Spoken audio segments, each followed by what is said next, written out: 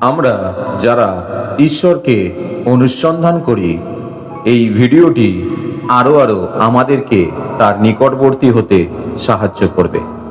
আসুন এই দৃষ্টান্তমূলক উদাহরণের মাধ্যমে আমরা প্রভু যিশুর সেই পবিত্র বাক্যকে বোঝার চেষ্টা করি।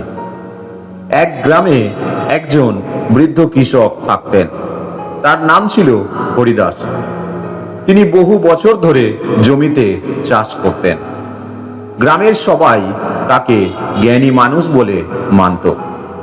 একদিন তার ছোট নাতি রবি তাকে জিজ্ঞেস করল, দাদু, তুমি যখন বীজ বপন করো, সব গাছ কি সমানভাবে জন্মায়? হরিদাস হেসে বললেন, না রে, সব বীজ একই রকম হলেও মাটি একরকম হয় না, আর সেই কারণেই ফলও একরকম হয় না। পরদিন ভোরে তিনি রবিকে সঙ্গে নিয়ে মাঠে গেলেন। হাতে ছিল এক ঝুড়ি ভরা উত্তম মানের ভালো বীজ। হাঁটতে হাঁটতে তিনি বীজ ছড়াতে লাগলেন। কিছু বীজ রাস্তার ধারে পড়ল। সঙ্গে সঙ্গে পাখিরা নেমে এসে সেগুলো খেয়ে ফেলল। রবি বলল, দাদু, এগুলো তো নষ্ট হয়ে গেল। হরিদাস বললেন, হ্যাঁ, কারণ রাস্তার ধারে মাটি শক্ত ছিল, বীজ ভেতরে ঢুকতেই পারল না। আরও কিছু বীজ পড়ল পাথুরে জায়গায়, সেখানে একটু মাটি ছিল, তাই বীজ দ্রুত অঙ্কুরিত হলো, কিন্তু কয়েকদিনের মধ্যেই রোদে শুকিয়ে গেল। রবি অবাক হয়ে বলল, এগুলো তো শুরুতে ভালোই হচ্ছিল। হরিদাস বললেন, শিকড় গভীরে যায়নি, তাই কষ্ট সহ্য করতে পারল না। তারপর কিছু বীজ পড়ল কাঁটা ঝোপের মধ্যে। গাছ উঠল, কিন্তু কাঁটা গাছগুলো তাকে চেপে ধরল, ফলে কোনো ফল ধরল না।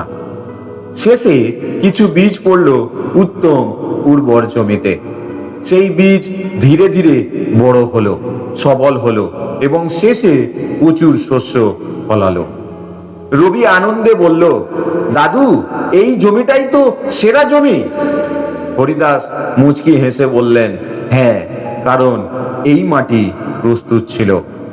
তারপর তিনি রবির কাঁধে হাত রেখে বললেন, মানুষের হৃদয়ও ঠিক এমনই। ঈশ্বরের বাক্য হলো বীজ। কেউ শুনে ভুলে যায়, সেই রাস্তার ধারের মতো। কেউ আনন্দে গ্রহণ করে, কিন্তু কষ্ট এলে ছেড়ে দেয়, সেই পাথুরে জমির মতো।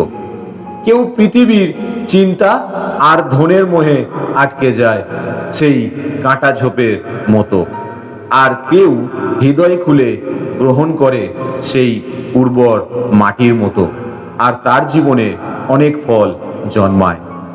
রবি কিছুক্ষণ চুপ করে রইল, তারপরে বলল, দাদু, আমি চাই আমার হৃদয় উর্বর জমির মতো হোক। হরিদাস বললেন, তাহলে প্রতিদিন হৃদয় পরিষ্কার রাখতে হবে। অহংকার, ভয় আর লোভের কাঁটা তুলে ফেলতে হবে, তাহলেই ঈশ্বরের বীজ ফল দেবে। সেই দিনের সেই শিক্ষা রবির জীবনে বদল এনে দিল। ঈশ্বরের বাক্য সবার কাছে পৌঁছায়, কিন্তু ফল নির্ভর করে হৃদয়ের অবস্থার উপর। হৃদয় যদি প্রস্তুত থাকে, তবে জীবনে আশীর্বাদের ফসল ফলবেই ফলবে।